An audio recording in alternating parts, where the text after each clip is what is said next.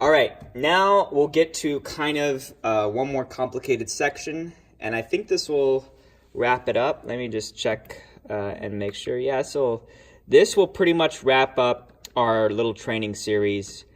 Maybe I'll go over one more thing after this. Now, what we talked about before, these channels are customizable in every sense of the word. So channel 1, in the old days, you would plug in an analog, there would be a number back there, and this thing would have a number, and it would say channel 1, and it would go into channel 1, all right? And it would stay channel 1. Now with the digital mixing board, that totally changes. It's totally different. You could theoretically keep everything on the stage there the same.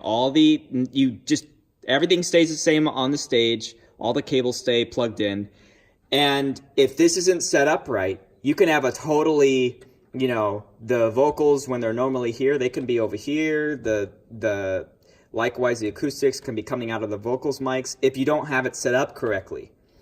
So how do you set it up? How do you know where, which mic is which? Well, what I like to do is I would you could either unplug, you could select your mic there, and you can go to the equalizer and have someone tap on the mic and see where that's coming out of, and you'll know, okay, that's the drums. But here's the thing. You can have a 17 here, and I'm going to do something to really throw you guys. You can also have this is possible. You can have a 17 there and a 17 there, and yes, you can go all the way, and all of these theoretically could be 17.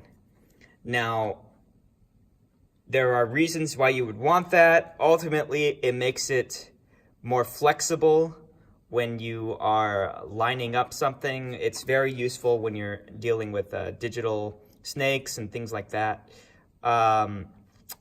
So you really pretty much have to go through all the channels to make sure it's exactly right and set up and there's no duplicates or anything like that. How do you do that? Well, you go to home here, hit the home button, and then you're going to go over one to this tab, config, and it's right there, source. Okay, what am I changing? You're changing what again?